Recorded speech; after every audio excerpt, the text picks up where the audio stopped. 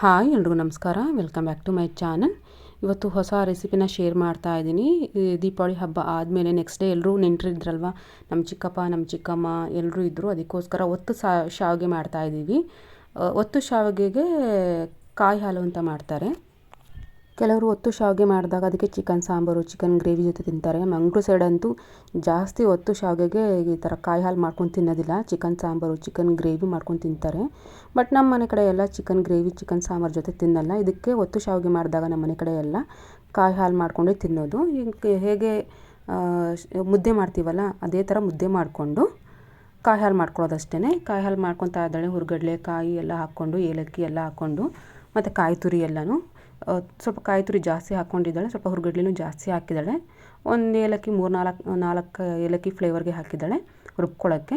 ಹುರ್ಗಡ್ಲೆ ಸ್ವಲ್ಪ ಜಾಸ್ತಿನೇ ಹಾಕ್ಕೊಳ್ಳಿ, ಚೆನ್ನಾಗಿರುತ್ತೆ. ಮತ್ತು ಬೆಲ್ಲ ಪಾಕ ಮಾಡಿಕೊಂಡು ಏನು ರುಬ್ಕೊಂಡಿದ್ರು ಮಸಾಲೆ, ಅದನ್ನು ಇವಾಗ ಪಾಕಕ್ಕೆ ಹಾಕ್ತಾ ಇದ್ದಾಳೆ. ಪಾಕ ಅಂದರೆ ಫುಲ್ ಅಂಟು ಬರೋವರೆಗೂ ಅಷ್ಟೇನು ಪಾಕ ಮಾಡ್ಕೋಬಾರ್ದು. ಬೆಲ್ಲನ ಚೆನ್ನಾಗಿ ಜಜ್ಜಿಕೊಂಡು, ಅಂದರೆ ಸ್ವಲ್ಪ ಪೌಡ್ರ್ ಮಾಡಿಕೊಂಡು, ಮಾಮೂಲಿ ಸ್ವಲ್ಪ ನೀರು ಹಾಕಿ ಚೆನ್ನಾಗಿ ಕುದಿಸ್ಕೊಂಡು, ಅದಾದಮೇಲೆ ಮಸಾಲೆ ರುಬ್ಕೊಂಡಿದ್ದೀವಲ್ಲ ಆ ಮಸಾಲೆ ಹಾಕ್ಕೊಳ್ಳೋದಷ್ಟೇ. ರೆಡಿ ಮಾಡ್ತಾ ಇದ್ದಾರೆ ನೋಡಿ. ತುಂಬ ಟೇಸ್ಟಿಯಾಗಿರುತ್ತೆ. ಒಂದ್ಸಲ ಟ್ರೈ ಮಾಡಿ ನೋಡಿ ಮನೆಯಲ್ಲಿ. ಇದು ನಮ್ಮ ಅಜ್ಜಿ ಕಾಲದ ಶಾವಿಗೆ ಮಣೆ. ಇದು ಶಾವಿಗೆ ಒತ್ತೋದಿದು ತುಂಬ ಹಳೆಯ ಶಾವಿಗೆ ಇದು. ನಾವು ಇದನ್ನು ಇದ್ರಲ್ಲಿ ಒತ್ತಿ ಒಂದು 3-4 ಇಯರ್ಸ್ ಆಗಿತ್ತು ಇದನ್ನು ಮಾಡಿ. ತುಂಬ ಹಾಕ್ಬಿಟ್ರೆ ಹೆಂಗೆ ಕತೆ ಬೇಗ ಬರಬೇಕಲ್ವ ಆಚೆ ಹತ್ತಬೇಕು. ನೀಟಾಗಿ ಒತ್ತಿದ್ರೆ ಬಟ್ಟೆ ಕೈಯಲ್ಲಿ ಹೇಳ್ಕ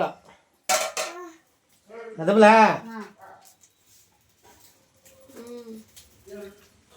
ಕಟ್ ಮಾಡ್ಕೋ ಕೈಯಿಂದ, ನೀರ್ ಕೈಯಿಂದ ಅಷ್ಟೇ ಕಟ್ ಮಾಡ್ಕೋ. ಅದು ಆಯ್ತು. ನೀರ ಬಂದಿದೆ ನೋಡು, ಹಾಕಿದ್ರಲ್ಲ ನಿಂಗೆ ತುಂಬ ಐತೆ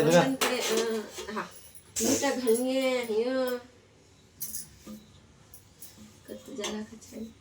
ಅದೇ ಕುಚ್ಕೊಂಡ್ಬಿಡ್ರಿ ಚಿಕನ್ ಹೆಂಗ್ ಹಿಡಿತ ನೋಡ್ತೀನಿ.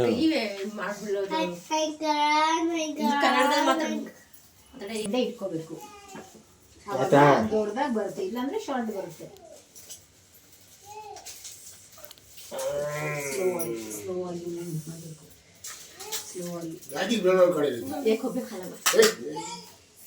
खाची तो नासा अब खाला ಹಳೆ ಕಾಲದ್ದು ನಮ್ಮ ಅಜ್ಜಿ ಕಾಲದ್ದು ಶಾವಿಗೆ ಹೊರತು ಶಾವಿಗೆ ಗೊಜ್ಜು, ಚಿಕನ್ ಗೊಜ್ಜು ಸೇರ್ವಾ ಅದಕ್ಕೆ. ನೀನೇನು ನೋಡ್ತಿದ್ಯಾ? ನೀನೇನು ನೋಡ್ತಿದ್ಯಾ? ಒತ್ತಿ ಚೆನ್ನಾಗಿ ಒತ್ತಬೇಕು. ಏನು ಇಷ್ಟೊಂದು ಗಟ್ಟಿ ಇದೆ. ಸ್ವಲ್ಪ ತೆಳ್ಳಗೆ ಮಾಡೋದಲ್ವಾ? ಗಟ್ಟಿ ಇದೆ ತುಂಬ. ಇದು ಮುದ್ದೆ ಗಟ್ಟಿ ಇದೆ. ಪುಸ್ ಅಂತ ಇದೆ. ಇದೇ ಇದಾಗ್ತೈತೆ ಗಟ್ಟಿ. ಬರೀ ರಾಗಿದೇ ಮಾಡ್ತೀರಾ ನೀವು ಅಥವಾ ಅಕ್ಕಿದೇ ಮಾಡ್ತೀರಾ, ರಾಗಿದು ಮಾಡ್ತೀರಾ? ರಾಗಿದು ಎರಡು ಮೊದಲು ಇದೆ ತಿಂಡಿ. ಯಾವುದು ಟೇಸ್ಟ್ ಇರುತ್ತೆ? ಎರಡೂ ಟೇಸ್ಟ್ ಇರುತ್ತೆ. ನಿಮಗೆ ರಾಗಿ ಇಷ್ಟ ಆದರೆ ರಾಗಿ ಟೇಸ್ಟ್ ಇರುತ್ತೆ, ಅಕ್ಕಿ ಟೇಸ್ಟ್ ಇದ್ದರೆ ಅಕ್ಕಿ ಟೇಸ್ಟ್ ಇರುತ್ತೆ. ಹಂಗೆ ಎರಡು ಸೇರಿ ತಿನ್ಬೇಕಾ ಅಥವಾ ಒಂದೊಂದು ತಿನ್ಬೇಕಾ? ಹಾಂ, ನಿಮಗೆ ರಾಗಿದೇ ಬೇಕು ಅಂದರೆ ರಾಗಿದೇ ಮಾಡಿಸ್ಕೊಂಡು ತಿನ್ನಿ, ಅಕ್ಕಿ ಹಿಟ್ಟಲ್ಲಿ ಬೇಕು ಅಂದರೆ ಅಕ್ಕಿ ಹಿಟ್ಟಲ್ಲೇ ಮಾಡಿಸ್ಕೊಂಡು ತಿನ್ನಿ. ಎರಡು ಡಿಫ್ರೆಂಟಾಗಿ ಚೆನ್ನಾಗಿರುತ್ತೆ ಟೇಸ್ಟು. ನಮ್ಮ ಹುಡುಗ ವಾವ್ ತಿನ್ನೋ ಥರ ವಾವ್ ಅಂತ ಇದ್ರಲ್ಲಿ ನಾನು ಇಟ್ಕೋತೀನಿ. ನಿನ್ನ ಮಗಳು ಖುಷಿ.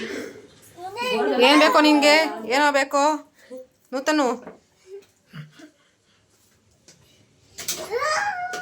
ಹುಚ್ಚಳು ತಂದಿದ್ರೆ ಆಗಿರೋದ್ರ ಜಮೀನು ಹುಚ್ಚಳು ಪುಡಿ ಮಾಡಿ ತಿನ್ಬೋದಾಯ್ತು.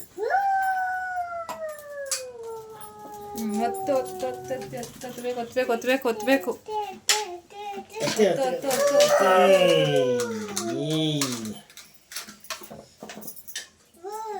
ಇನ್ನು ಉದ್ದ ಬರುತ್ತೆ. ನಮ್ಮ ಹುಡುಗಿ ಶಾರ್ಟ್ ಆಗಿ ತೆಗಿತಾಳೆ, ಅದು ಉದ್ದಾಗಿ ಬಂದ್ರೆ ಮಾಡ್ಕೋಬಹುದು. ಸ್ಟಾರ್ಟ್ ಆಗುತ್ತೆ. ಯಾರು ನೀನು ಉದ್ದ ಹೇಳಿ, ಇಲ್ಲಿಂದ ಸ್ಟಾರ್ಟ್ ಮಾಡು.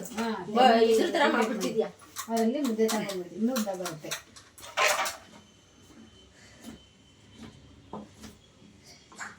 ಎಷ್ಟಾಗುತ್ತೆ? ಜಾಸ್ತಿ ಆಗುತ್ತಾ? ಆಗುತ್ತೆ, ಜಾಸ್ತಿ ಆಗುತ್ತೆ. ಹೌದಾ? ಜಾಸ್ತಿ ಆಯ್ತಾ?